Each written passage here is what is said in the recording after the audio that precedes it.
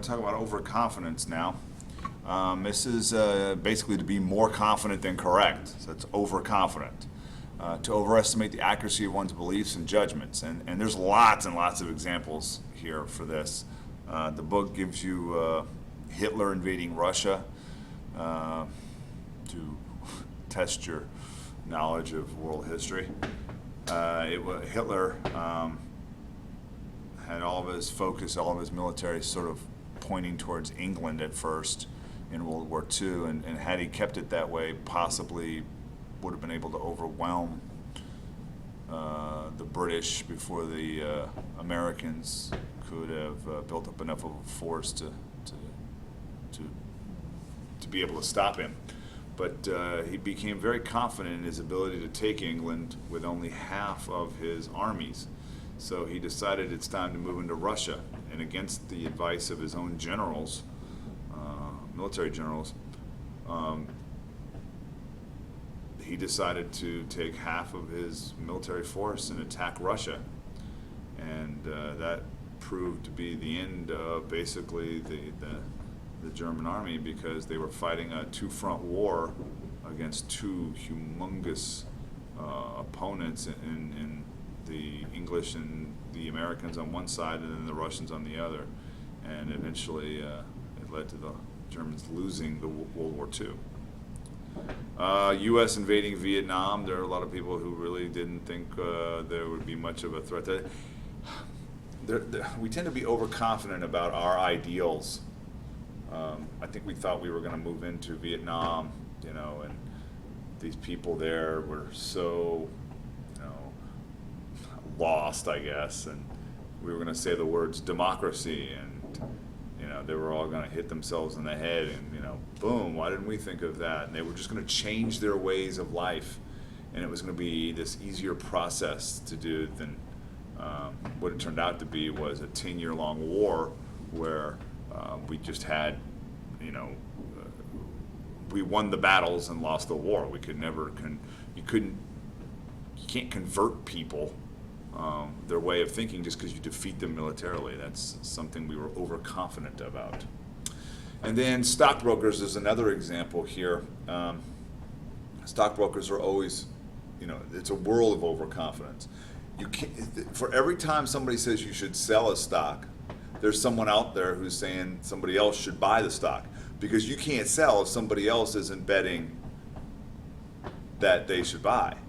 You can't both be right. You can't both be right with, if you're going to sell, you're thinking the stock value is starting to go down and you want to get out as, you've made your money and you want to sell it and pocket your money.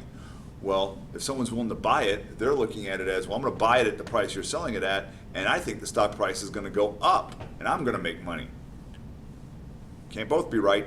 So obviously there's some overconfidence going on there on the part of both, or at least one of the stockbrokers involved. All right, let's move to the next topic. Framing, new term here. The way an issue is posed, we frame questions. We can, you have to be careful in a court of law with framing. You can't lead witnesses to down a path using certain terms that they can only answer one way. So framing does matter. How an issue is framed can significantly affect decisions and judgments, and of course it does to all of us all the time, every day. It's a big thing, and it's a big part of marketing, framing what you're trying to sell in the correct manner. The best way to market ground beef, as they say in the book, is as 25% fat or 75% lean. They've learned that the word lean, using the word lean in packaging, is much more attractive to buyers than the word fat. So even though you could say this is 25% fat ground beef, or you could say it's 75% lean, either one is correct, you will sell more beef packages at 75% lean with the packaging label. Okay, it's just a fact of life. How we phrase things matters, and I'm sure you can come up with many more examples of perhaps even in your own life. How think about it. How many times have you been fooled by something where you thought you were getting something for nothing maybe, and you realize the framing of the question just gotcha.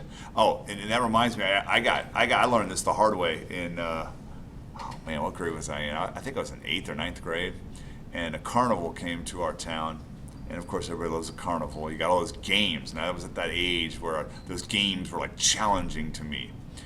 I was completely oblivious to where this guy, he's standing in front of his booth. I think it was a ring toss. You toss a ring onto a Coke bottle top, okay? But much closer than what you're used to seeing. And so I'm looking at it, and I'm like, wow, this game looks pretty easy. And the guy's like, why don't you come on over and give it a try? And he goes, I tell you what. He goes, you miss, you don't pay anything. You make it, it's $1 a try. And I'm like, hey, I like how he put that. If I miss, I don't lose any money. Well, the bottles were so close, and the rings were so made in a way that you'd have to be an imbecile to miss, and at that time I was not an imbecile. So I tossed it, and I made it. I was like, yay! And he's like, you okay? It's $1. So I was like, okay, I paid him $1. So I was like, what do I get? And he goes, pick any one of these things. And I look over, and it's just garbage. Probably cost, I don't remember what it was, just this idiotic. I end up getting this some kind of mirror print where they took like a poster and put it on a mirror, so I had this cool background, but it was only about like that big, Let me see if I can do this right. Okay, and I can remember walking away, shaking my head, thinking, I just paid $1 for something I don't want. And it always stuck with me that guy phrased it. He got me perfectly. He pulled me in and said the exact right thing to get me to play that game, and he made money for himself and gave me junk. Okay. All right, we're going to talk about belief perseverance, clinging to one's initial conceptions after the basis on which they were formed has been discredited. So we can all say we've done this, where you have an idea, you have a belief, and it's there, and then the evidence is shown to you, and you're like, nah, I'm sticking with what I believe, even though literally what you believe has been discredited. So let me read some stuff to you here from the book that I like. Belief perseverance often fuels social conflict. Okay, social conflict. Charles Lord and his colleagues in 1979 revealed how this happens when they studied people with opposing views of capital punishment. That's the death penalty, capital punishment. Those on both sides studied two supposedly new research findings, one supporting and the other refuting the claim that the death penalty deters crime. Each side was more impressed by the study that supported its beliefs, go figure, and each readily disputed the other study, thus showing the pro and anti-capital punishment groups the same mixed evidence actually increased their disagreement. So they both got both studies, but both sides that were, if you were pro, you bought into the pro argument more than the con, and if you were con, you bought into the con argument more than the pro. And you actually were, and in this study, they were actually able to, whereas the gap may have been here before they read the studies, the gap was now here between the two groups after they read the studies. So, kind of crazy, okay? And moving on to artificial intelligence. Just to talk about this briefly, I mean, we are constantly working on it. Artificial intelligence is the idea that, how would I put the science of designing and programming computer systems to do intelligent things and to simulate human thought processes, such as intuitive reasoning, learning, and understanding language. We're moving in a direction where people are trying this all the time. We're not particularly close to anything that like is in the movies. You got to remember that the computer, the instrument that I'm actually using right now to talk to you, the reason we like them is because they serial process way faster than human beings. It is doing tons of constant problems, as I said before, with the algorithms to allow us to use, just PowerPoint, to use this screencast-o-matic. All these things are being useful to us because of the speed at which the computer can interpret the information. We couldn't do some of this stuff for weeks, okay? Weeks and weeks, months, to solve some of these problems that the computer's going through. So serial processing is great for a computer, but where we have the advantage is in parallel processing. We are light years ahead of the computer. The computer can do one thing. So in other words, think of it like this. We have our 5 senses. Sight, sound, feel, taste, smell. Basically what you have is 5 separate computer systems there, all working at the same time, with a 6th, maybe a 7th computer system taking all that information at the same time and bringing it together into a useful unit so that it helps us survive on the planet. So you're talking about lots of CPUs all working in conjunction with one another in our head. That is very natural to us. It's almost like I don't even understand how to not do the things, like see and hear. I can't not do them.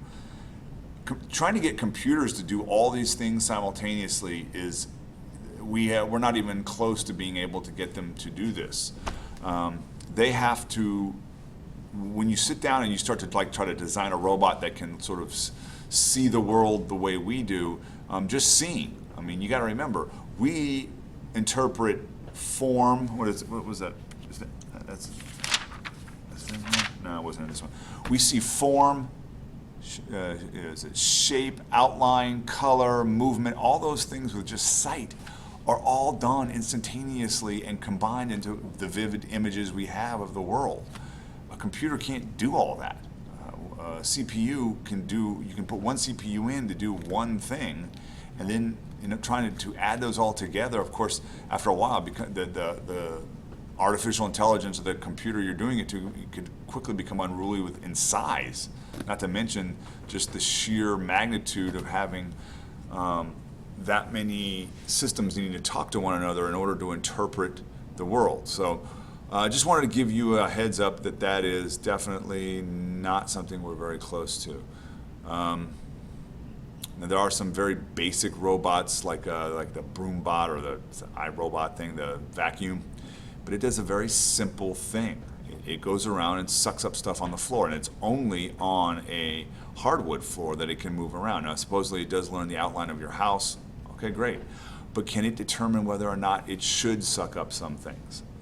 If there's something you dropped on the floor and it comes to it, it's probably at a stage now where it's going to suck it up, even though it might have been I don't know, a diamond ring or something small that could have fallen on the floor that necessarily you don't want it to pick up.